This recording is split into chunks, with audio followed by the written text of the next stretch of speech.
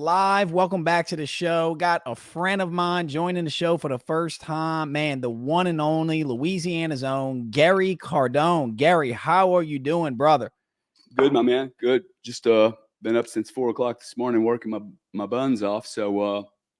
But yeah, I'm good. I'm intellectually stimulated. I mean, not being in trouble.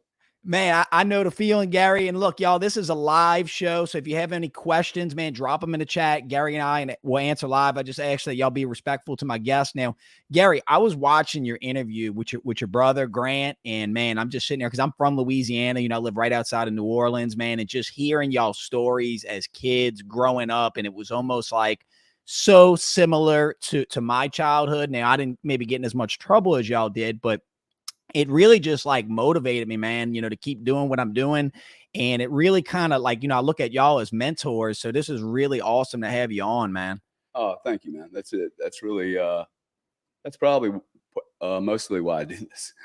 Oh, dude, so I know you had mentioned that, you kind of stayed, out of social media, out of, podcasts, and that was more Grant's thing. That was because you were kind of in the corporate world.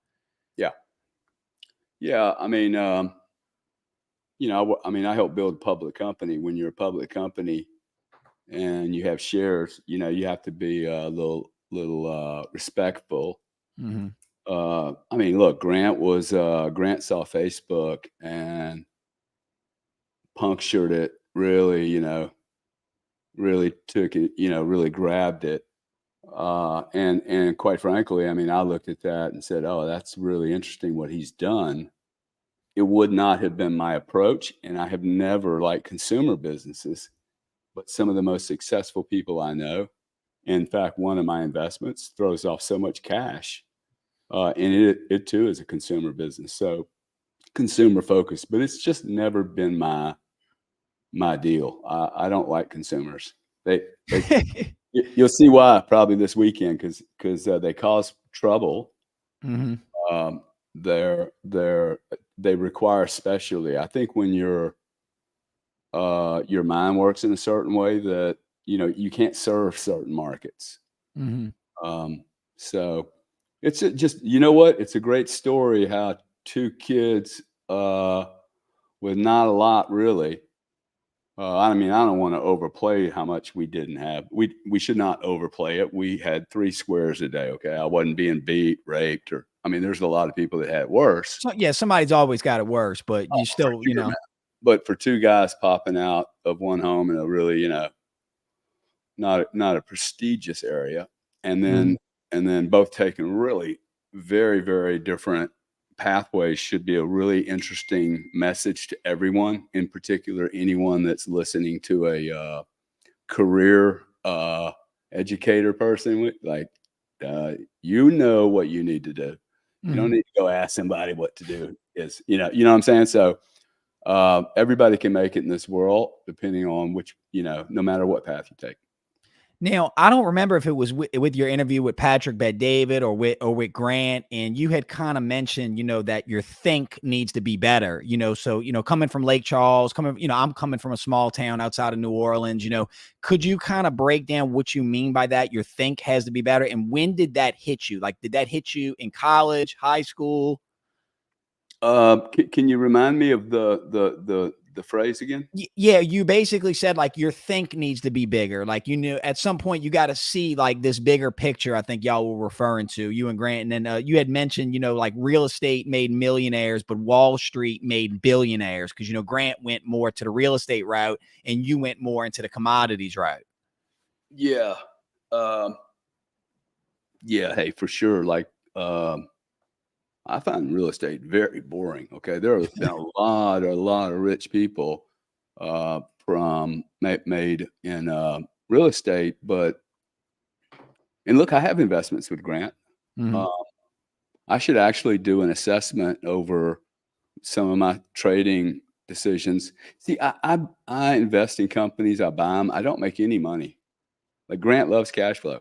I don't make money for years sometimes. Like my last deal that I just exited, I stopped taking a salary. I don't think I took a salary Mm-hmm. ever. And if I did, I just stopped because somebody was whining that I wasn't doing enough. Mm-hmm. So I said, well, gosh, I'll just stop taking the salary. Now nobody can, blame me. But so I'm underpaid like 90% of the time, and then I get a smackaroonie. So what do you mean by that? Like you're putting in sweat equity into these companies and you're building it out for an exit? Is that like you're looking at the bigger picture? Well, so you asked about, hey, get the big thought, but I just wanted to make sure people understood, we just get to different places. Grant, at some point, I told Grant for a decade, now he won't tell you this, but I told him for maybe 15 years, hey, you have to expand out of the automobile industry. You're too comfortable there. You have to go mainstream. I think he did furniture, and then, hey, listen, everybody's scared to go break into a new industry. Okay, it's scary. It's Yeah. scary. You don't know the nomenclature. You don't have any contacts. The contacts you do get, you have to ask somebody, and now you owe them a favor. Man, it's hard. That's why people get stuck in industries, which I think is a mistake. Mm-hmm. I've been in now 4 industries, and I'm going to get to the big think here in a second. But what Grant's done is Grant realized after, okay, he's selling to automobile dealers, Mm-hmm. pitching books and motivation. And then he saw the internet, and then he started, going kind of Anthony Robbins thing. Mm-hmm. And now he's really, I think, pulled it all together with his style of entertainment. And he used, as did Trump, he really put his beak into technology, which is very interesting. How old is Trump today? He's Older got to than be his us, right? 70s. Yeah, his 70s. 70-year-old and a 60-year-old, 50-year-old. And Grant did an interview with Trump too, right? Oh, yeah, dude. Oh, But wow. he, these older guys seeing this problem and going, hey, this Facebook thing, I can use this Mm-hmm. to get my message out. So when I say think big, I have dealt with really, really large companies my whole life. I mean, from ExxonMobil to Norwegian government, the UK government. I spent 5 years with the UK energy minister, changing the way the energy markets work in the entire United Kingdom. I mean, that Wow. market today works because some crazy Yank like me walked over there on a 6-month assignment. I came back 10 years, built 2 multi-billion-dollar businesses, and the price in the United Kingdom, I've never said this to anyone before. The price in the United Kingdom when I got there was here. I'm going to confuse you with the currencies and the units, so I'm not going to do that to you. But the price was here. By the time I left, the price had literally gone below 50%. Real. Okay, and it shows you the power of competitive forces that markets, if you can design markets very carefully, you can remove cartels, you can remove club structure, monopoly structures that are by de facto grossly inefficient. Mm-hmm. They're paid to be inefficient, and there's no transparency. And so you move from big corporate world to consumer. I'm actually the Robin Hood to the consumer. This is what's so fucking hilarious about this FTC suit, because I have saved millions of people, like, thousands of dollars on the utility bills in the United Kingdom for 10 years alone. I mean, just go ask anybody in energy in the United Kingdom what their energy bills did while I was there. Funny enough, 2002, go track the damn chart on that gas and at the at Thettlethorpe, or the natural gas balancing point in the UK. I guarantee you, 2002, price started creeping up. Mm-hmm. Yeah, Wow. when I left, people Mm-hmm. left, and so I began to understand that thinking big does not require any more energy. Okay, like I went over there when I was 30 years old.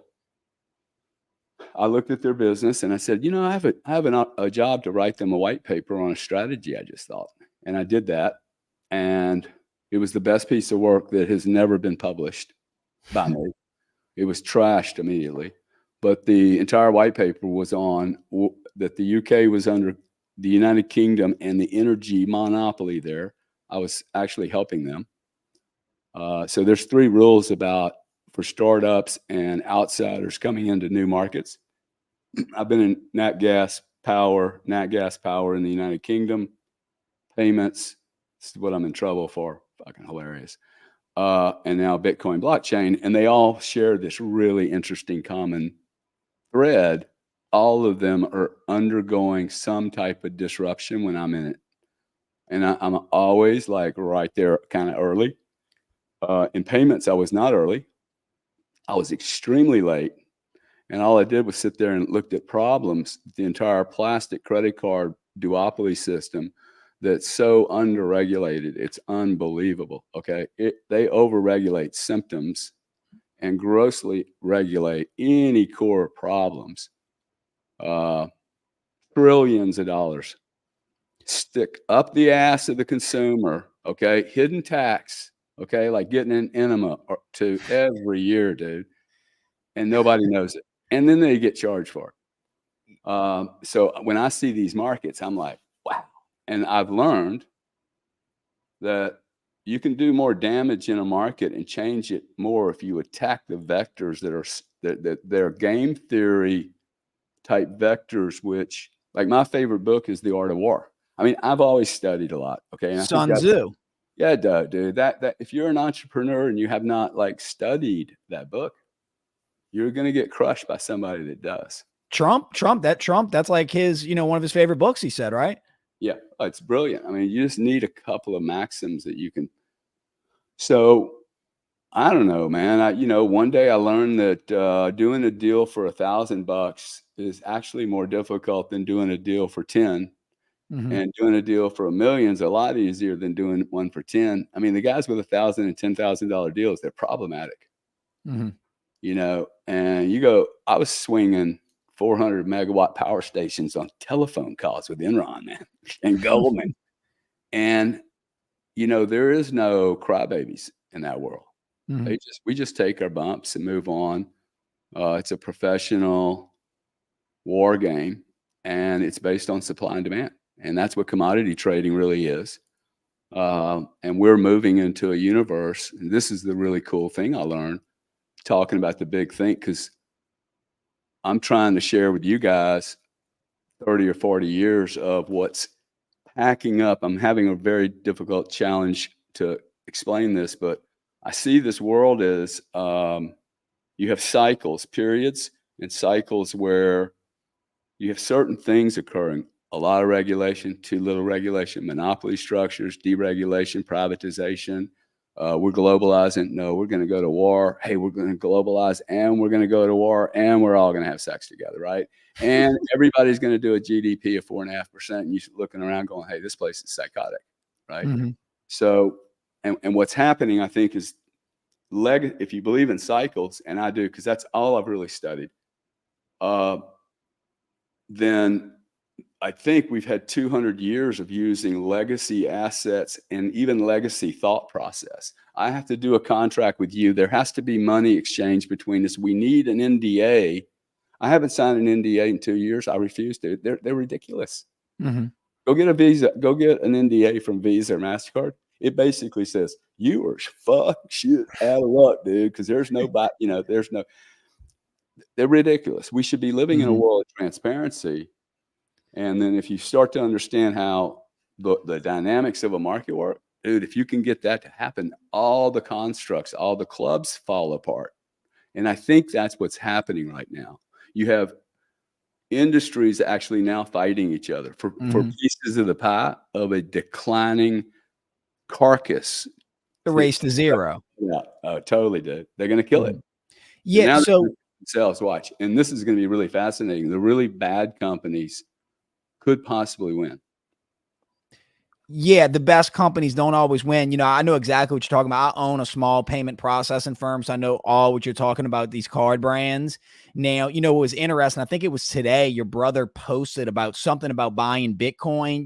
Obviously, I'm a real estate investor, but I think I see Bitcoin and crypto as, the greatest asset and the greatest opportunity for my generation to make, financial wealth, generational wealth. And, I was watching your interview with Anthony Saramucci, and he said that Bitcoin is a once in a century event. And if y'all don't know who Anthony Scaramucci is, I mean, he's look him up, y'all. So, I mean, do you agree with that this is a once in a century, investment opportunity for us? I think I'm the one that came up with that phrase, and I think he talks about once in a species event or something. Mm-hmm. Hey, look, this is a big deal. It's a really big deal, and it's so hard for most legacy people to actually understand the implications here, because they're very, very comfortable with the way the world works today. I mean, these are hidden fees. Okay. And by the way, these hidden fees, and I don't know about you, but maybe some of your audience, just FYI, there's $7 trillion in hidden fees in all the banking system. You pay for all of them. And by you, I do mean you and not me. Mm-hmm. Okay. So the rich guys get to call the bank up every year. Hey, all those overdrafts, dude, rock them. They can just go away. Literally go away. They're refunded as a bundle. So that's, is that fair? No, I mean, during COVID, the banks made record profits in overdraft fees, something they don't need to do. That's uncool. Okay. We also sold how many billions of masks that got polluted into our oceans to the people on the credit card payment system that charge 4.5% to 8%. Okay. When you look at all the fees and how you get raped, the time value of money, especially in this interest rate market, they're holding money for 90 days. They hold reserves. No proof that a chargeback's really a chargeback. No proof whatsoever. Okay. Small business loses every time in a chargeback. System is so fatally flawed. Yep. And this is the value I'm bringing. And this is my big thing now. Now I've been able to connect energy, and I do not know, contrary to my prior partner, I do not need to know every detail about every detail. Mm-hmm. See, that's where founders and entrepreneurs, I think, and people that are really, really, really long, a particular asset class like Granny Tooney. Now Grant's branching off, but if you notice, everything Grant does has to feed the core deal. Yeah. Okay. And that's not, hey, that's smart. Dude, it is smart. I could actually disagree that he's left a shitload of money off on the table. We all have, though, Gary. Whether crypto, real estate. Totally. But my point is that everyone should be looking at this going, hey, y'all go, hey, Grant, he's ahead of us. Dude, this market's so big. Grant couldn't digest all the opportunities if he had another 10 hours a day. Yeah, same. I feel like there's not enough time to learn it all. There's so much information. It's so fascinating. Yeah. So if you think about all the change that's occurring in the legacy world he plays in, and also his own footprint and what he's doing, he has zero time to study a new industry. Okay. So he'll end up doing what guys like your clients and maybe a guy like me, if I'm going into real estate, it's either my house, which I hate buying homes, or I'm going to give the money to Grant and go, hey, go pick a winner, man. Like, I don't care. It's not my business. But you want to smash $10 million and turn it into 500. I'm probably your guy, right? I'm the guy that gives you access to like the future market. And I think this blockchain thing, like, you let me know the last time you saw an opportunity to farm, shape, drive $100 trillion industry. It's really unbelievable, how early we're in. And, a funny story, Gary, is, I went to go buy some gold and silver. I believe in diversification. I own a ton of crypto, ton of real estate. I was going to buy some gold. Rich, man. That just means you're rich. See, man, I'm not rich, man. Okay, the only people that diversify are really rich people. Yeah, some people are against diversification. They say you should go all in on what you know so that you can amplify that. So the guy at the gold shop, me and him are talking. I bring up Bitcoin, obviously a gold and silver shop. He hates Bitcoin. So we're kind of going back and forth. And I'm just like, dude, like you have no idea. And this was his pushback. This was his argument. He said, we can sit here and go back and forth in this, but we're both missing the number one asset. Then I'm watching your interview with your brother, and you talked about that you had bought like a whole shipping container full of AR-15s or something. Well, that's what he said. He said that the real big investment that's going to, be worth more, 10, 20 years from now is going to be bullets and, AR style rifles. And then I heard your interview and I'm like, shoot, maybe I should sell this Bitcoin and buy some ARs. No, bro, you do not want to sell Bitcoin. Okay. And you most definitely do not want to sell Bitcoin right now. Okay. Well, like you only have gold. I know the history of gold. I got it. Okay. Gold for me in the last 10 years was a really bad investment. Okay. So let's think about it this way. I took $10 million at Chargebacks 911 and turned it into $500 million. Wow. In 12 years. Now, I destroyed a family. Well, we destroyed a family over it. It was extremely expensive emotionally. I mean, I got this FTC shit that's happened that like 40 years I have been in the most crazy businesses on the planet. Not one civil suit, not one discriminatory whisper. Thousands of staff all over the world with different like global, HR things. And you come into the payments business, it's hilarious. I mean, I think I know who called on. I think somebody said, hey, they're making too much noise. And that sounds crazy, but that happens when you're disrupting markets. So what like I was threatened to be expelled from the UK by doing a legal deal in 1994 with the Norwegians. Remember I said the Norwegian guy? 4 years later, I'm spanking the power markets. I mean, we are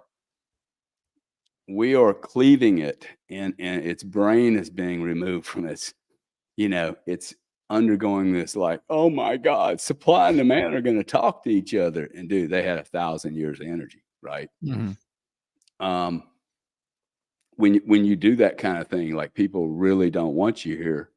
There was another time where a very large bank that invites me to the most expensive dinner or restaurant for lunch and then threatens me with, hey, I'm going to call all my bank buddies up and we're going to pull the power off the grid and we're going to squeeze you and drive you into a liquidity crisis. Because they knew I was super, super, super sharp.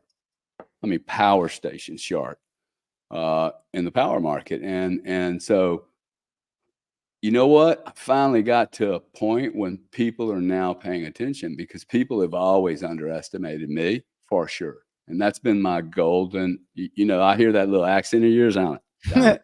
Don't ever lose it, son. They're going to fucking underestimate you because people are sarcastic and arrogant, I've learned. Very. Egotistical. I have gone into every market. Since I went into the United Kingdom. They said, what are you here for? I am going to correct this marketplace, and it's going to be painful. And I'm going to short this market 10 trillion decatherms. They all looked at me and went, you Americans, you're so over the top, right? Like literally, I started to learn, oh, wow, share the truth strategy with everybody. Nobody believes you anyway. And if it's audacious, Elon didn't hide it from anybody.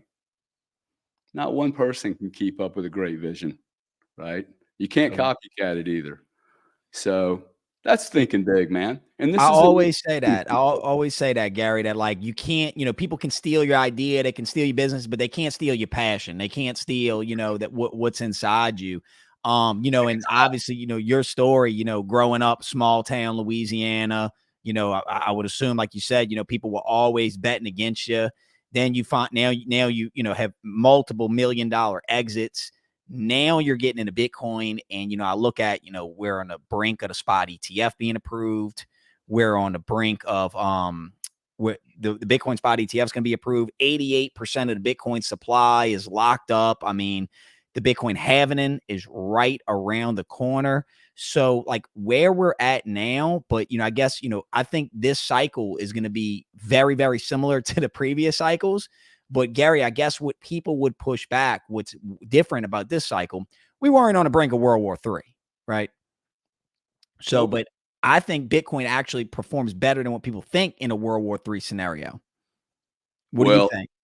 I think I don't wear brands, and I wore this for your audience. Okay, you boys, I do not wear jerseys and brands, but I think this asset is getting ready to do something that this world has never seen an asset class do ever, and Ever. it's for a lot of technical reasons too. See, when I say it, I think people go, "Oh yeah, I'll let FTX and all." No, no, no. For some basic technical market reasons, this thing is an experiment that is getting ready to be tested on the world stage, for sure. And I think it's going to be as an economic experience or experiment and experience. I think we have 9 months, no more than 9 months, to really start to think of this is a failed project or, oh my God, like I actually, I'm worried about it failing. I was just pinging Anthony actually because I'm looking for a nice little nod into Michael Novogratz, Say, who I don't know, and I would prefer, have somebody, hey, I thought you were gonna say Michael Saylor. Michael Novogratz, just to talk to him about something. But Mhm. where was I going with that thought? Oh, and I sent him a note. I think I can help their team with something on the reporting now that Treasury said. See, this is really interesting, Kevin. Your guys won't understand this, but like I'm tracking and you're tracking. Hey, Mhm. Treasury just dropped a 350-page document on the United States government, every broker, dealer, bank, institution, or investor in Bitcoin, and said, hey, if you're going to keep doing this, this is what you're required to do. Okay, they're now giving you a green flag going, we consider this an asset class. We now have rules. These are our expectations. Play in the water at your own risk, but be prepared to be audited. Okay, that's the message. You're going to be audited. You're going to have to prove what you're doing here, which is awesome. Stop Yeah, fighting it. This is awesome. you're Report, right.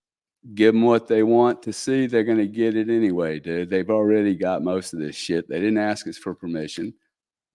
They're going to be overwhelmed with the data anyway. Mhm. 52 million people haven't paid their taxes. But when this thing hits an ETF, I think you're going to see that all the legacy companies have been looking at this asset class going, what a bunch of monkeys. I'm not sticking my neck out as a career. I'm not doing what Michael Saylor did. He was an idiot. Look at that guy. He's got ADD. He's too intense, right? Then he got FASB approved. Okay, so not only do you get Treasury, okay, and you can slow me down. You know your audience better than I do, but then you get the FASB rules changed. FASB, the gap accounting treatment for anyone that would hold Bitcoin as a corporate on their balance sheet. They would treat it if it went down to $10 and went up to $1 million, you had to mark it at $10. It's only worth $10. That's draconian treatment on an asset class. Gross discrimination on an asset class, 15 years. Now they treat it like any other commodity. So it just moves up and down every quarter with the market, and they mark their books up and down. And if they get squeezed out, they get squeezed out. That's a big deal, though. It's the government saying we are giving you proper guidance on how this asset class is treated. Every moment before this moment, I believe, was extremely risky to be invested in Bitcoin. Now, you're an idiot not to understand what's getting ready to happen. This is clarity now, right? Of This is course. the cheapest time we will ever be able to invest in this Mhm. asset class. Risk reward. Everything we know and don't know, all the bad guys, the guy just got sent to prison, dude. That's good news. Great news. You This need to market flush now, them out. yeah, totally. The rats are leaving the sinking ship. You know, y'all, the SEC has come out and said that Bitcoin's a commodity. And, Gary, this is what I think happened because, I've been saying that the spot ETFs can be approved. I've been saying that, they'll never, how many times my friends would send me articles, China banned Bitcoin. I'm like, dude, you've sent me that article 30 times. What they're not understanding is that you cannot ban this asset like this. It doesn't go back in the box. It just exists. So what the government unfortunately has to do, because they hate a decentralized money that they don't control, what they're now saying is, Okay, we'll let it go, but we're going to make you play in the confines where our SEC is the police, where we can tax it, where we can regulate it, where we can audit you at any time. So that's kind of the phase that we're at now. And the big money, the BlackRocks, the Vanguards, they're not able to deploy capital the way somebody like I can, or somebody in my audience can. They have to move these systems in place in order. BlackRock's partnering with Coinbase right now, so you just got to kind of look behind the veil a little bit, and then you'll Well, see where this is all going. yeah. Now on the Coinbase thing, okay, this is the government's way of. They're actually. This is the case against the purists in Bitcoin, but Coinbase is being given kind of a anointment of the guy who is going to be the custodian for BlackRock's ETF. So this is quite interesting, right? You have BlackRock, and then the government said, hey, we've put a policing instrument into Coinbase that allows us to track this stuff easily. Quite frankly, it's a joke, okay? Because if you're on MetaMask and you think you're actually hiding from anyone, I'm got to tell you, I know you're going to get angry with me, but I have millions of dollars invested in this industry. This is the most trackable asset class in the world, on and off the ramps. If you think you're hiding, you're not. Use US dollars, okay? Like that $100 little bill that doesn't weigh anything. That's the one you want to use, because like they already know what you did. I mean, All right. I've had these discussions, so it's silly. This is like you should not. You got to pay your taxes if you're going to live in this country. If you don't, leave. Leave. So I yeah, think so people are going to leave. Actually, I think people are going to leave. I think they're so going to leave because not just because of Bitcoin, but they're going to leave, and not because of taxes, because they don't want to pay for war anymore, and they're sick well, of shit. That's why I think that's people leave. yeah. So taxation is theft. I'm with you. I'm with you, Gary. But we are a nation of I know laws. So we have to pay. We have to pay to fund the roads. Look, it's just waste. I'm not saying we don't pay taxes. it Okay. it's all waste. It's all waste. But what the government realized, that Gary, if you go around the streets, and I've seen people in videos do this, and they go up and ask people if they support the war in Ukraine or the war in the Middle East, and the people will say, yeah, I support. And they say, okay, well, how much of your paycheck are you going to donate to that? And they're, oh, I'm not doing that. So the government realizes, hey, we can't tax people to fund these wars, because they'd riot. There'd be riots in the streets. They'd maybe even vote out these politicians. But what they can do is inflate the money supply, the expanding of the M1 money supply, which creates the inflation that we're now dealing with. Then what Biden and Elizabeth Warren and what Jerome Powell, what they'll do is they'll blame Putin, they'll blame COVID, they'll blame climate change, they'll blame something crazy. And look, hey, anybody just joining this episode, man, if you want to join the show, type some questions for Gary in the chat, man. All topics. We're just talking crypto, Bitcoin, but yeah, so Bitcoin is kind of seen as the safe haven asset, but you're right. It is an open source ledger, meaning that it is 100% trackable. But what you left out, Gary, is this. Let's say you have some Bitcoin on a flash drive, and you Yep. go get your haircut. And Yep. then you take that $100 of Bitcoin and you hand that flash drive to that kid. That is not trackable. Now, that kid goes and loads that Bitcoin onto something like Uniswap, a decentralized exchange, and swaps it for some type of privacy token or a different altcoin. That's where the government is really, really scared, because if the government can't control the money, then they lose all power. If they don't have money to fund endless wars, then what do they have? It's over. It's all over for them. Yeah. Look, if you're trying to trap people, let's just take this out of who's doing what to who. There's two types of people on the planet. There's givers and takers. Period. Um, the greatest generals or leaders that I have ever seen or really cared to study deeply. If you study, I think some of the historical leaders of our time supposedly changed the whole planet. We're starting to discover that they're a bit more flawed than we thought, maybe even grossly flawed, unethical, immoral, and criminal.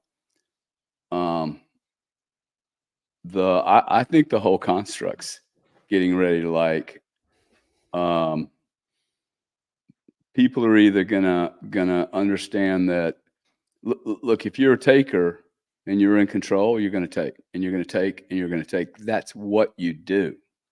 Now, let's remember there's more takers than there are givers. I think that would be a really good discussion, but the taker, the extreme taker that skewed everything, what got him there?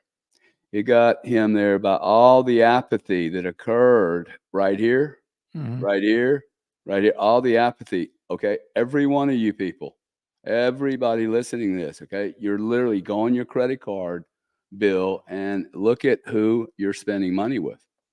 You stop to think about. Let me ask you a question, Kevin. Mhm. If you wanted to buy an automobile and you're going to go buy the $150,000 Rambler or whatever, right? And you go down to the dealership. He's going to cut you a deal because he's your buddy. You know it's going to cost you 15,000 less, but you know he's a pedophile. No, no, no, really. You're going to do business with him? No. Exactly. Okay, there are people. Okay, if he's a drug dealer, you're going to do business with him? Probably I not. mean, If you define know, drug deal. There's different drugs now, Gary. well, see. Oh, we're getting ready to talk about the slope then. So, Slippery, so you're right. is it crack cocaine or is it okay if it's Roach Laboratories? See, It and what about Raytheon and Halliburton and the war machines? See, the point I'm trying to make is we have become unconscious investors, and I am by no means a greenie, but we have become unconscious, I think, at almost every level Mhm. because we have been put into a position to be rats, to looking for free cheese in every rat trap. Okay, we have a economy that I'm a rich guy. Okay, you know the problem? Not everyone around me is rich. That's a problem. Okay, I told a guy once. I said there's 7 million kids on Adderall and other drugs in the United States. I don't know anything about chemistry. I'm not making a judgment. I am making a judgment that 7 fucking million children in the United States cannot possibly need methamphetamine. Okay. That for me is like, wow, that's really hard for me to buy after the opiate deal with the Stackler family who's still alive. Mhm. Like, dude, electrocute them. Okay. Like, that's not cool. We're still paying for that. Watch, we're going to pay for that problem for 30 years. Okay. Well, Junkies, like, their brains have been tossed. There's no real recovery from it.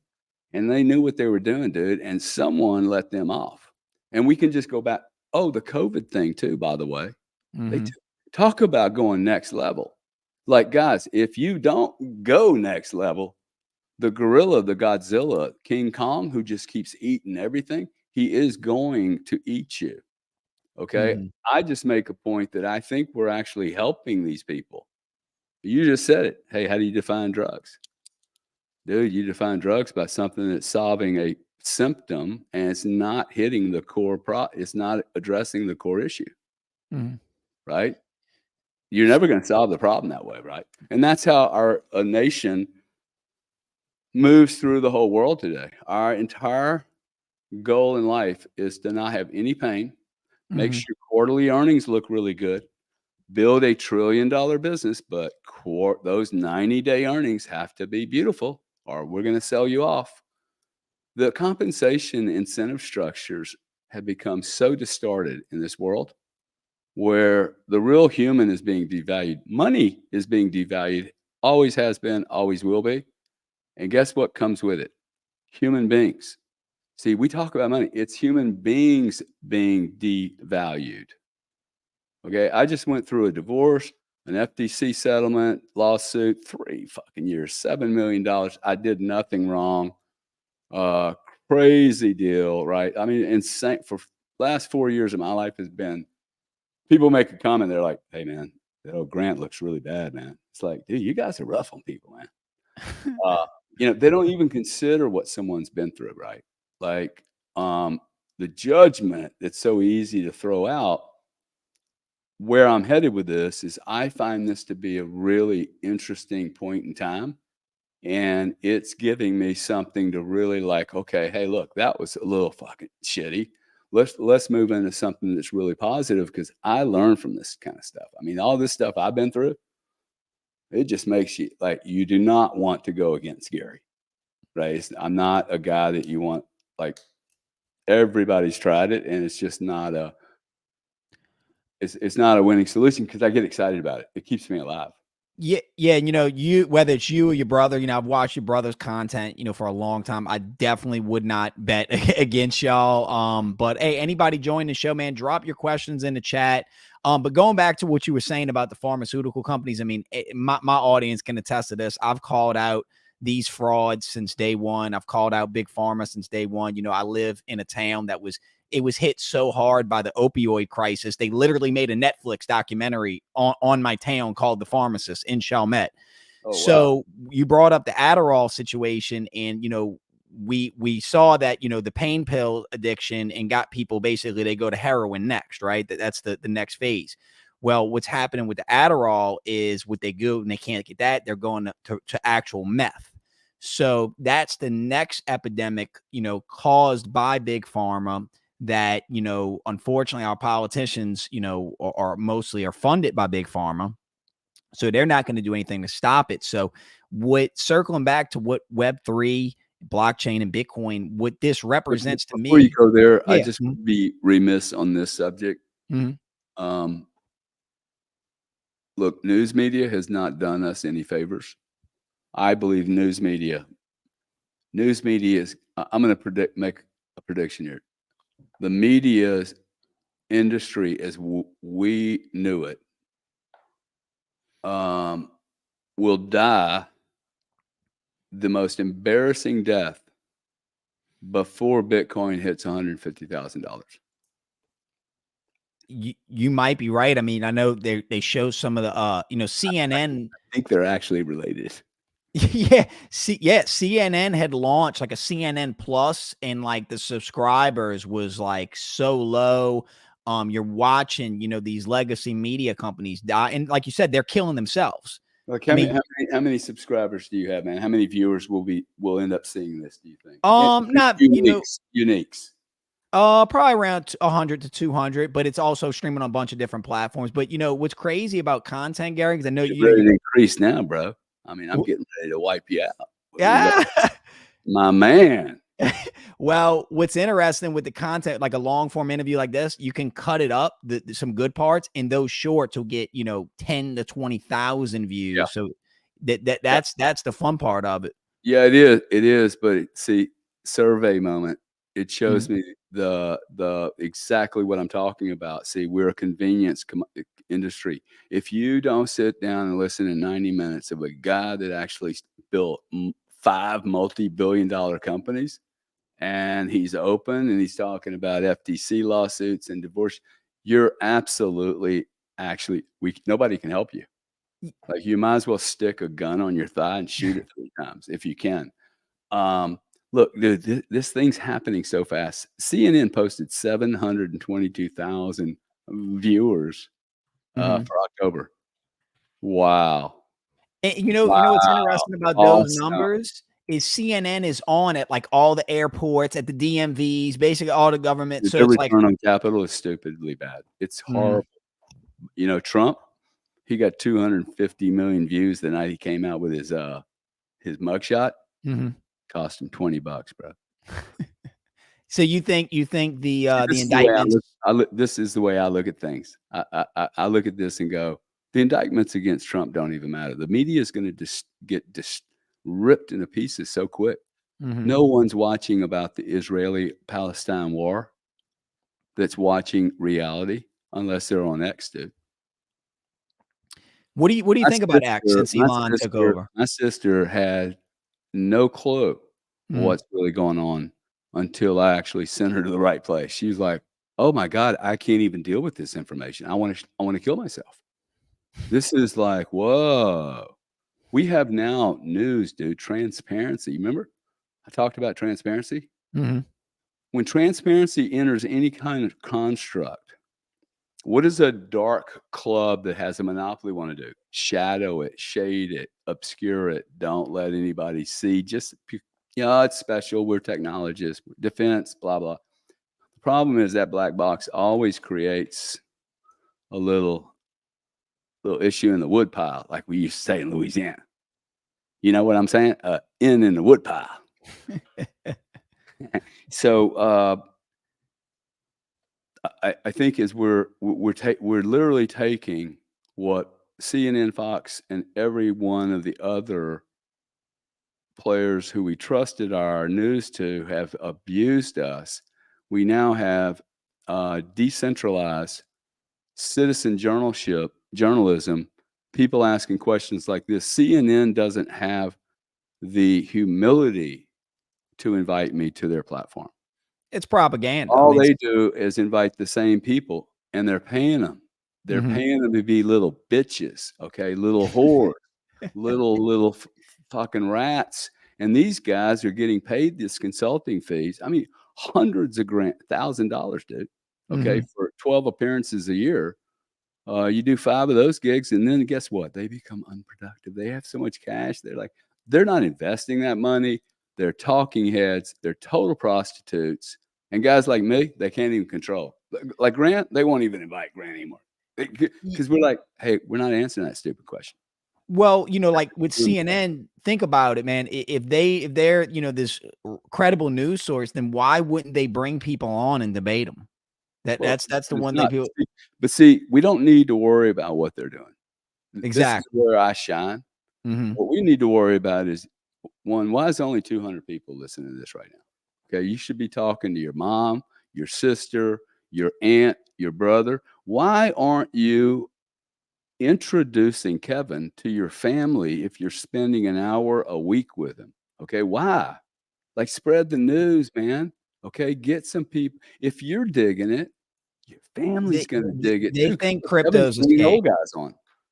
They think crypto's a scam. They think my mom, they think it's fake. They saw the FTX, Sam Bankman-Fried stuff, and they think that they call him the Bitcoin guy. And not just my family, a lot of my friends, like they don't understand it, and it's gonna pass them up.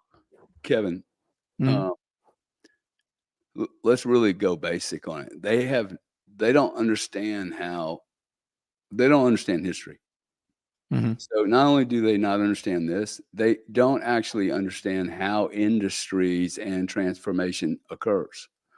The alcohol business that is in place today in the United States was built on total crime, murder, killing, gambling, extortion. Okay. And then we appointed a president of the United States whose family benefited from that. Nobody talks about that. Even nobody cares. I don't give a fuck what Donald Trump did 30 years ago. Like, go beat up whoever you got to beat up, Donald. And I'm pretty sure they're the same kind of guys like you. And if you want to stick it in somebody's butt, I don't care, man. You're the president of the United States. Like, don't abuse the secretary. Dude, these other guys are doing the same thing. What, we want our president all holy moly? The general of the military, all holy moly, and then you're going against guys you're telling me they're so evil? You don't put virginity against evil, okay? That's just dumb. And this is our planet, dude. Our country has gotten stupid. Yeah, so, I just look at the fact, hey, why do you only have 200 people? It's Friday night. I guarantee you there's 1,000 people out there that are bored. They're getting ready to go to the bar they don't want to go. They're going to do shit they shouldn't do, and they're going to be unhappy when they come back. In fact, they're going to be unhappier. And I don't need to be doing this, man. Oh, you a G for doing it. It's funny because I think it was in your interview either with Patrick or your brother where you said that you and Grant were talking. An idle mind is the devil's playground. So quickly. And I've been guilty of it. I'm not perfect, but my friends and stuff. Oh, you're not perfect. Nah, not yet. Not yet. But people will say, oh, I don't have time to learn it. Oh, I don't care. But, they got time for Netflix. They got time for video games. They got time for drugs. They got time for, strip clubs. And, I don't have money to invest. Like, dude, you at the casino last night. What are you talking about? You know what I'm saying? Like, so I think that right now where we're at is that people are kind of being lulled to sleep. And the bigger issue would be the markets, that they want to keep, young people out of the markets, and they want them to be stuck with the inflation to pay the bill for the wars. And they really don't want there to be a rising middle class.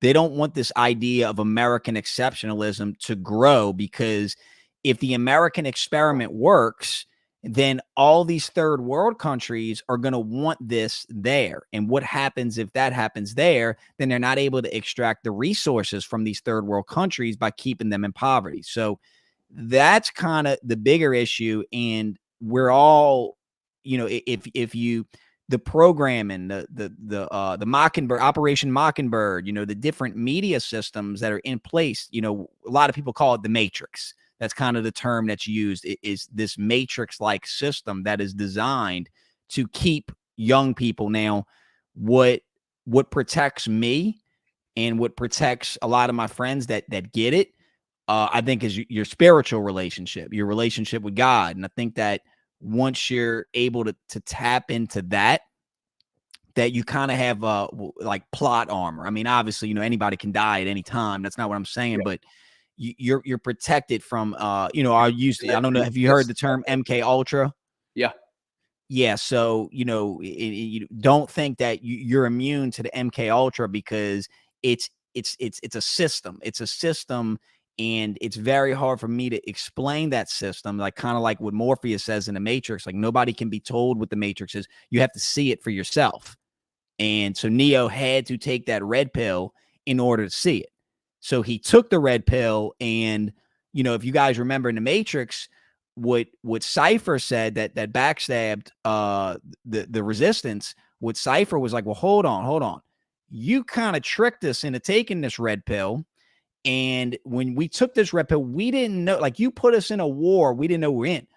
Most people are born into this bondage. They're born into this world. They're born into these wars that that have been going on for generations, like the stuff in the Middle East. That's been going on since the start of time. And you want me to pick a side, or to even factually comprehend what's going on over there, when I'm, what I'm saying? Like, it's impossible. Hey, Gary, we do have a question that just came in. My boy Mosiah, he's out in LA. Are you familiar with Jonathan May's book, Confessions of an Economic Hitman? I am. You are? Yeah, it's awesome. Yeah. Look, it's funny. I'm glad you brought that up, Messiah. I'm not familiar with this book, but I'm on this thing. Gary, I drive a lot. So I'm trying to, while I'm driving, instead of listening to the garbage radio, just put an audio book on. And sure, man. it's so addictive. It's so addictive. Well, I'll get to where I'm going to, and I'll just keep listening to the book. Can I ask you a question? Of course. Hey, thank you, sir, for that question. Yes, I have read it, and people should read it if you don't already know what's really happening. But what subject, if a guy like me were to write a book or do an audio thing, what subject do you find really difficult to get from, someone that you're like, hey, you know what, that void is not filled? Mm-hmm. There's just and there's a lot of voids. I think people really underestimate. This is my point about media. I actually should get an award from Elon, because I was on space the other night. I actually think the guy's going to probably call me. So I'm looking at spaces, because I'm not like my brother. Like we are really, really, really different creatures. I'm an extremely strategic thinker. And I'm looking at spaces. I got on spaces 6 months ago, man. Okay, I will have over 100,000 viewers by March. Like, I'm going to spank this thing, but I'm going to hit it with a Gary Cardone force. I'm just going to do it in monster volume without paying anyone anything. Okay, Yeah. I actually want to test this. Hey, I ain't paying anybody shit to do anything. I want to see what is organic, natural need. People, I think, are like, I don't even think people today can express what they need. And this is my reason. I went on X the other day.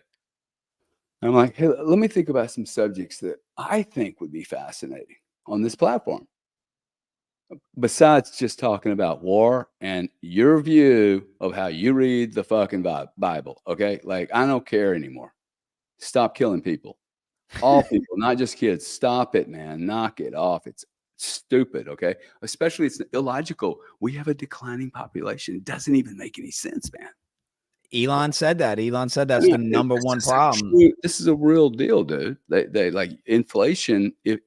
If you're looking at growth in a company and it's less than 2.5%, you're dead. You're dead. Okay.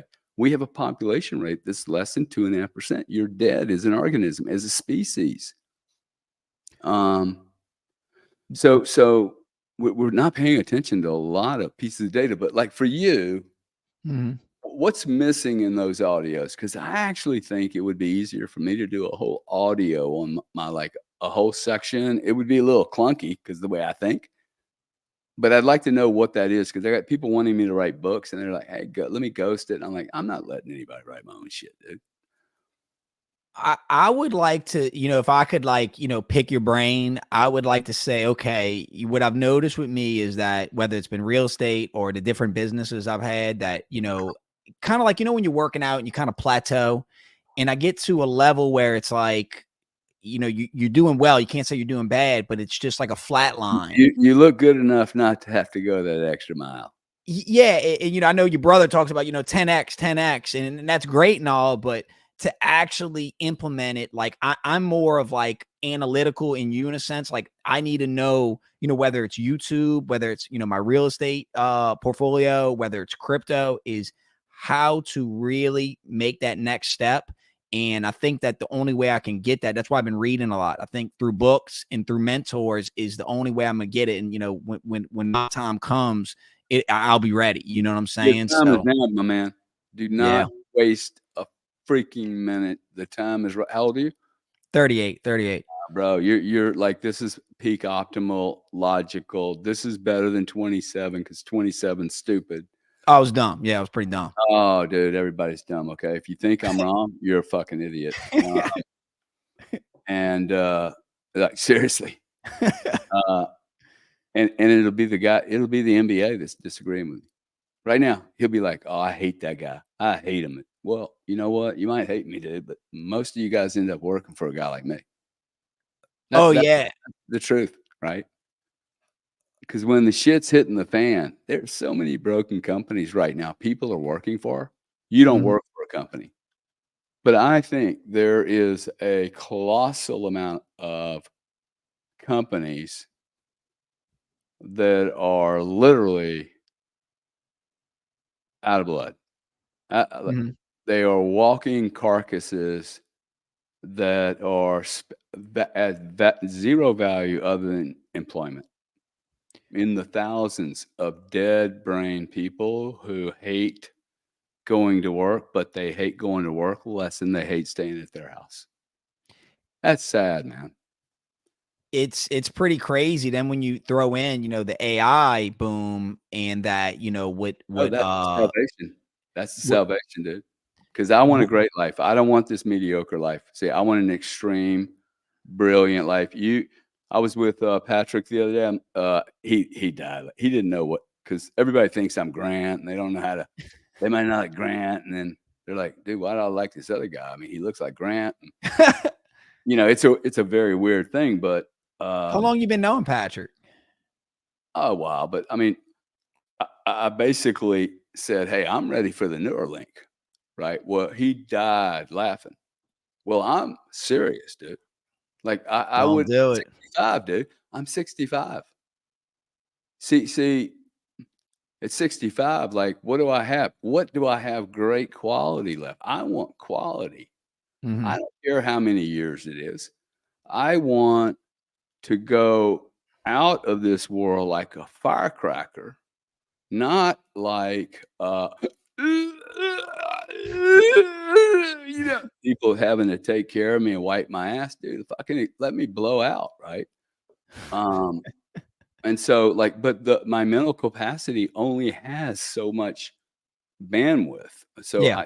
to me, I would be a good guy to to be a rat for Elon. But I think there's going to be a lot of people, dude, that tap in. Oh, well, so first it's gonna be the Neuralink. It's gonna be people that have, different mental disorders, and it's gonna help those people. Now, what I'm worried I about have a is lot of those. I qualify. Well, what the issue is that, you know, and this ain't conspiracy. This is straight from the World Economic Forum. Is, you know, they're saying by 2050 there won't be humans anymore. It's going to be a new species that merges with the machine, with the Neuralink like technology. And, you know, Gary, that's where I get off the boat, man. I'm not doing it. I'm not putting any type of chip in me. I get all the benefits, but I don't trust these systems. I don't trust these institutions. And I think Elon's a good guy. I do think Elon's a good guy, but you better hope he's a good guy, because when the guy that, you know, has, you know, X, he has all these companies, he has the biggest media company, he has, you know, Tesla, SpaceX, the Boring Company. You better hope he's a good guy, because he's trying to put chips in everyone. So that's where I got to get off the boat, man. But it is kind of scary, because what they're saying is that there's going to be a class of useless humans, of useless eaters, they're called. And it's going to be the people that don't, you know, put the chip, because, you know, if you think about it, we're kind of like primitive AI right now. I mean, think about it. You have your smartphone, and you use your smartphone as your GPS. You use it to Google stuff. That, you know, you're using it for so much, it's just not in you yet. And, you know, once it's in you, and it can link with your brain, computer, your interface, that's going to be a game changer. But, you know, for me, man, I guess I'll just I'll live the Amish life. Maybe I'll move with them if it gets to that in my lifetime. Yeah. Well, there's only one thing that is a constant, man, and it is change. And we're doing things today that, had I told you we would be doing it, you would have said, "Dude, you're out of your mind." Okay. Mhm. In your pocket, you have 7 ways to pay for almost anything. Mhm. 30 or 40,000 videos and audio files. If I would have told you that 20 years ago, you'd been like, "Really, dude? I don't think that's true." I'm carrying it in my pocket. It weighs less than an ounce. That you could reach out to me and have a video call on a Friday night in November that's so high quality, CNN is challenged to make a difference between their quality and your quality. Oh, it's incredible. Okay. I have $10,000 worth of equipment in here. You said, "Hey man, you got a great camera." Yeah, like I can spend 1,500 or 6,000, dude. This is no money. I heard a podcast the other day going, "Oh, it's so expensive to set up my platform." I'm like, bro, the leverage here is stupid. Okay, Were you talking about in terms of building your brand? well, whatever you want to do, right? But she's like, "Oh, Mhm. these cameras are really expensive, dude. The fiber's free." Okay, the Mhm. camera will last you 10 years. You are a little whiner. You don't even have enough content to understand what you're doing. It's hilarious, man. Mhm. I think all the people that came into this pipe before us, I'm glad I didn't come in here. Now, I wish I'd have come in here like my brother did, but I had circumstances that would not allow. He was a bull in a china shop when he came There's in. always You know. one, dude. There's always Look, to your audience, there is always one in every industry. Mhm. It's just not you. And it's just not you because you decided not it to be you. It's literally every industry has a ball buster in it. Mhm. Um, Did you think he was gonna be that big when you know, broke down his plan for social media? And 'cause I'll be you know, maybe I don't thought I he was gotta dude, I thought he was irritating. I think Grant, has taken a long time to do this. Oh, Quite yeah, I mean, he's been putting out consistent content for, man, it's gotta be at least 10 years, if not longer, huh? Yeah, and most of the guys here will be like, "Whoa, that's really long." Well, let me tell Mhm. you, his wife, when he's dead, dude, she's gonna make billions. So, see, the way people think about this opportunity is wrong. Your guys are going, "Whoa, 10 years?" Now, look, I'm probably gonna end up with more. This is what I will bet. That I can, if I put half the energy into what he's done, because Mhm. my timing is different, that I could probably, for a lot less money and energy than what he put into the space, without using his name whatsoever. He doesn't actually benefit me. Maybe some people think I get, maybe I do. Okay. It's cool. We have a good name. I'm really proud that my dad and mom have a good name. Um, That's your legacy. You know, your last name, that's your legacy. that's their legacy, right? Mhm. It was a deal I made. Hey, dude, I ain't never gonna mess up the name. I mean, that was my dad's deal. Like, hey, they can. He was a conspiracy. I think he was because he's like, they can take everything away from you except your name. Where you living now, Gary? I'm in St. Pete, man. St. Pete, Florida, dude. I Oh, love it St. here. Pete is awesome, Dude. man. If I you're was thinking of unhappy moving to where you live, Sarasota. no, don't move to Sarasota, dude. They're Why? fucking boring. They all have like really cheap dildos and like it's nothing. Come to St. Pete. It's cool. New Orleans, dude. We have a vibe in St. Pete that's like New Orleans, Soho, artistic, vibey. You get some shit that you don't like, but it's a Oh, I've bit. been. I went on that main strip where all those bars and restaurants are. Yeah, Everything's yeah, so yeah. Central, clean and nice. Central, man. It's cool, dude. Before you go to Sarasota, you come visit me. You will not go to Sarasota.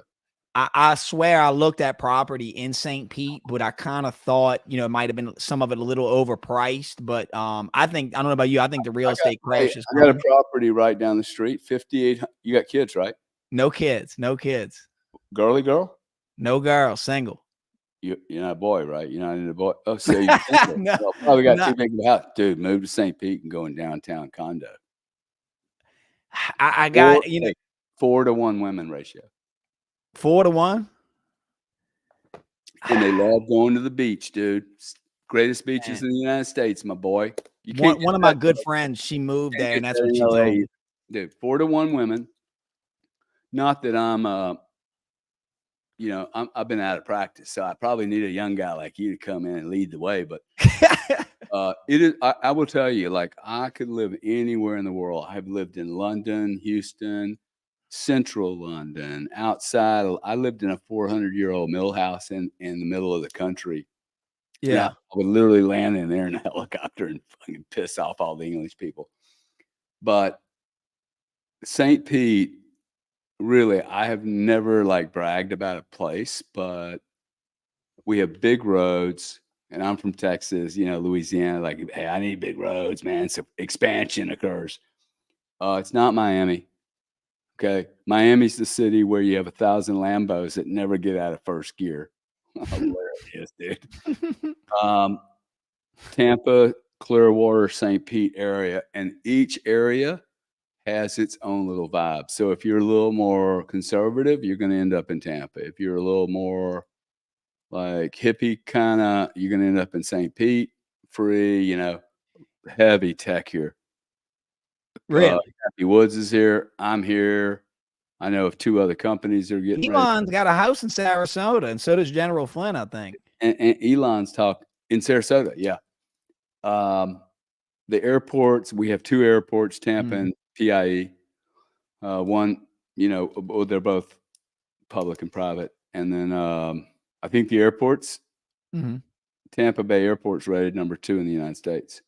Really? That's the problem with the other. Orlando doesn't have that. Sarasota doesn't have that. We want Fort you here. Lauderdale's got a good airport. Yeah, but bro, go check the prices out. Okay. Oh, yeah, I They're can't. getting ripped off by all those billionaires that moved from New York.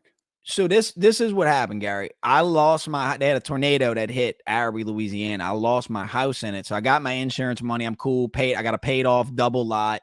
So I basically got, and I've been saving a lot. I've been working a lot. So I have like one bullet, and I'm kind of like waiting for this crash to occur. And What do you mean one Florida, bullet? one bullet in the sense of like, I'm saving up to buy a property cash. And I'm just going to Hey, how big's the wedge, man? Well, so give me a rainbow kind of size on it. I can get cash. Let's put it that way. Okay, I can get cash. If I have to, you know, I got a lot of equity. I'm just thinking about it in the way I would approach that. If you have like, okay, I'm waiting for a big hit. Am I hearing that correctly? Well, here's the deal. So I have my insurance settlement. Good number.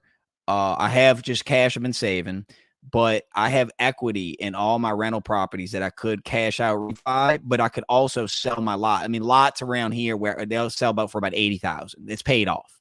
So I have a lot of avenues, and I'm just kind of waiting. I'm just kind of sitting on my hands. And I swear, St. Pete, Sarasota, Miami, those areas were areas I was looking. And I know you and Grant talk a lot about getting out of your hometown. You got to get out the hometown. But Oh, you're in your hometown? yeah, still. Oh, bro, I'm not even gonna let you finish, okay? Good. Tell You me, need tell me. you need to leave, dude. Where I'm gonna go. It doesn't matter. See, where you're going is irrelevant. Mhm. The experience you're gonna have not being comfortable, that's what's relevant. Yeah. You must. Dude, at 21 years old, I literally got on an airplane and flew to, Texas, took a job, would have taken any damn job. By 29, I was on an airplane, first class, United Airlines no, BA Airlines flying to London, talking to a lady next to me saying, "Hey, ma'am, I've never traveled around the world. Like, can you give me any advice?" And she said 2 things to me. She said, "Son, when you get to London, don't hang around any Americans. Embed yourself into the local community. If you move to St. Pete, cool, dude. You're the only Texan in St. Pete except me, and I'll introduce you to whoever. But don't hang around a bunch of Texans. Like, get No, known." New Orleans, New Orleans. Yeah. Well, wherever, New Orleans. Yeah, Sorry, yeah. you know what I'm saying. Like, you got to get rid of the little thing that makes you important in that little tiny pool. This is the deal, right? Like, big fish in a small pond. Uh oh, big fish goes to a big pond. Uh oh, now what? Right? Mhm. And dude, this will exercise your muscles. Look, you're 39. You're not going to bench press 350 every year. It's not going to happen. This is the most underrated competitive sport in the world. Building businesses and moving your life around and like building shit, dude, it's awesome. Like, if you look the way I do when you're 65, like, I think you've done something pretty good because I'm like, I'm alive, dude. Like, Doing and something so right, yeah. I keep moving around, man. Like I do not. My So give kids give have me the lived in playbook. 12 homes, dude. Here 13-year-old lived in 12 homes. You know what? Fucking meet her, dude. You would here love to here's hire her. You'd be like, "Man, she's lived in 13 homes, 3 countries, been on 700 airplanes, had a private teacher, like sat in rooms with Gary in London, and private equity rooms on the 48th floor in a freaking board meeting. It's got 40-foot rooms, like, these kids that have consumed data is like, I think it's gonna turn them into animals, Mhm. like beast. That's what you need to do, dude. Get out of the comfort zone. And So it's here's hard, my I know, it's pushback. hard. I've been thinking about it for a while. One, I kind of wanted to build up the YouTube a little bit, and have a Can do lot that of. from anywhere, bro. You're right. You're right. Whoa, I'm smoking on you now. The other thing is, and I'll be curious to see what you're going to say to this. I'm very concerned with the upcoming election and what's going to happen. And I kind of like the home field advantage I have for now. You're right. It's a comfort zone, but I kind of wanted to see what happens with the election. And then, I was going to, by then I'm thinking, the market will come down, insurance going up. I'll be able to make a move. But, I just feel like it's all predetermined. And that's going to happen when it happens. Yeah, so what's your question? So would you wait till after the presidential election? Bro, I don't ever wait for anything. If you wait for the presidential election, you're telling me that you're the effect of some other decision. Yeah. So the other issue would be Dude, that I this country is going to shit in a handbasket. Mhm. Okay. If Trump is allowed in, it's because he escaped assassination. Basically, yeah. Oh, so trust no one, verify everything, do whatever you want to do. Like, Mhm. if you're sitting there going, "Hey, I need to stay in town," I'm telling you, that's a huge mistake. Okay, my brother will tell you that he needed to leave the tit. It's Yeah. actually something I think.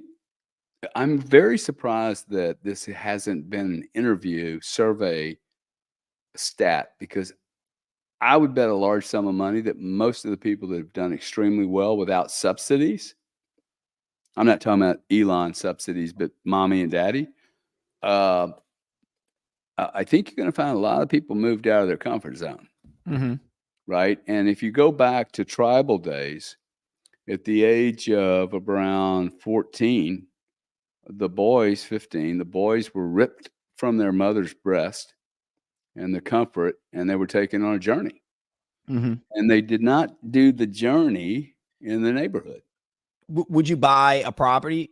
Should I buy or should I go there and rent? Why would you buy anything? I'm just, I don't know, man. You're an exploiter of opportunity. Yeah. You don't need to buy anything in this market. You can rent something from me, dude. I got a place. I'll smash you in the house, rent that son of a bitch to you tomorrow morning. I might take you up on that.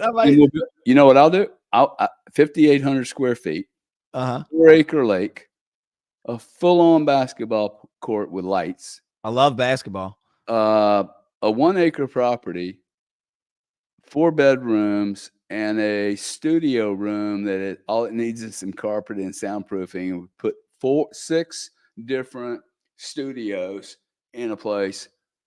Like, I'm in this space for like 3 years, and I'm like, okay, I can build that business. I can build that business. I mean, dude, there's so much to do in this space. It's unbelievable.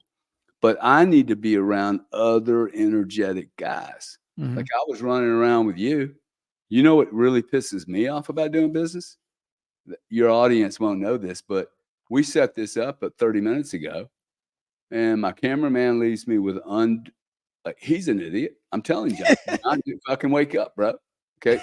Operate at my level, you cannot leave a cable undone, because you know why? I trusted John completely. I have no interest in knowing how to run a fucking camera. I own an airplane. I have never sat in the front seat of the plane. I have zero interest in knowing how that airplane works.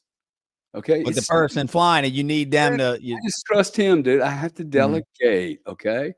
Now, if people are going to let me down, right? I don't have your link. Now, we're adding a lot of people. We're going through growth. This is like the 10th company I've built. Guess what? It's always like this. It's like, because you don't have your team developed yet. So I get to yell at them tomorrow morning and go, hey, what the fuck are you guys doing? I'm paying you like 15 grand a month or whatever you pay them. And you're asking me to do the interviews and hook up the cables. That's not happening. Because you know what? That's going to suck the life out of my life. I don't want to do that, right? That's going to make it not fun, when what we should be worrying about is, hey, how do we expand very, very rapidly? And I think this is a world today where we're discussing, this is a collaboration event. If we collaborate, we will all do so much better than if we treat this as a competitive environment. I'm getting ready to show people what is capable of being done with zero money online. And they should be terrified, dude. Because they're sitting here going, hey, I had 1 million views the other night on Twitter, and like, I only got paid $40. I'm like, bro, you better, I hope you save that 40 and turn it into Bitcoin, because I'm taking it to zero. Because I value this more than the money. And like, imagine if you have 100 guys like me going, I don't need to make any money. Anderson Cooper has to make money. Okay, so these are really very different dynamics now. You have a whole media group that like, hey, I have to make money. Then you have a new group of people going, no, we're going to acquire millions of followers by providing a platform on real information, education, finance, Bitcoin, how to stay healthy properly without using drugs. Okay, let's move into a digital world where we're all doing better with less energy, less effort, and we're not worried about our automobile hasn't been washed today. Oh my God. Who cares about washing their car, dude? You know, I haven't been on a vacation in a while, Gary, and it's crazy that St. Pete was on my list. So how about this? I'm gonna come up to, and I wish you, man, when we set this interview up, you know, I asked him, I said, look, man, if y'all want me to fly out to, you know, St. Pete, I'll do it. You know what I'm saying? But I'll fly out to St. Pete. What did they say? What did they say to you, by the way? Oh, they would no, they were cool. They were all your whole team. They were real nice. They would just kind of, sound me, he can do it on Who did stream. you deal with, man? Man, what hold on, I'll tell you his name. Full report. Gregory. Okay. Yeah, he was cool. You know what I'm saying? He, No, Greg's great. I'm just yeah, trying to get feedback on how this is being done because, dude, I actually think this is a bigger opportunity than all you people that have been doing this. Uh-huh. I think it's like a once in a human history event. I'm starting to see it. And how about this, Gary? Next episode let's do another episode together, and we'll do it live. I'll bring my equipment up when I come. We'll do it live. I'll try to, book you said you got a studio. Maybe we book a cool location or something. And, I think we'll figure all the details out. The details come after commitment. I like that. Love to have you down, bro. Love to have you. Well, look, y'all. Look, I got all of Gary's links, man. Make sure to give him a follow. He's got his channel now. I'm really interested to see how he grows, because he does have a different kind of vision than his brother Grant. But how about this? Y'all let us know in the comments. Y'all want to see us do another video, and we'll do it live from St. Pete. I think that sounds like a winner. I'm due for a vacation, and who knows, man? I'm gonna look at real estate. When I say I'm going on vacation, the future is decentralized. Grant's looking at Tampa real estate all over the place right now. Oh man, I would love to, man, sit down with him and look at Zillow with him and show him stuff I look at, because I think I'm no Grant, not on that level, but I really do pride myself on finding. Let's not pass Grant, man. Let's do our own deal. We could do it. I'm down. I'm down to do that. Hey, thanks so much for having me. Appreciate it. Gary, y'all, man, make sure to give my boy this guy, man. This guy's a good guy. Okay, don't dick him around. Support him, bang him, hammer him, do whatever. Like re-comment, because the algorithms are really important for this cat. This cat's trying to build a community, okay, and he's going to help me, because if he likes me, then he builds his community. This is what I'm talking about, collaboration. The network effect. Guys, like if he wants 50 cents a month, send the guy 50 cents, okay? You're fucking spending $5 a day on Starbucks yourself. So just reallocate your funding and support channels that can like make connections. Kevin's reached out to me. There's 20 people that didn't have his guts. Help him, okay? Support him. He's your like channel into the future. I think it's in the future. I mean, I'm really excited. Kevin, I could hire 30 people tomorrow. No education. The problem is I don't see the hustle. I don't see the respect. I don't see the responsibility. Guy leaves a cable loose. Amateur, okay? Either he's an amateur or he's actually trying to thwart my effort. It's one or the other. I've left some cables loose. I'm not gonna lie to y'all. Y'all, this YouTube shit's out, right? Like, see that? I know what you're saying now. You get to a point where you go, "Hey, I can't do the cables." They know. I definitely don't know about anything about the cables. So, hey, thank you so much, man. Yeah. Appreciate your questions and the conversation. Y'all, thank you so much for tuning in, man. Please give Gary a follow, and we'll follow up with part 2, man. Who knows, man? Be live from St. Pete. Anyway, y'all, we are out. Peace. Crush.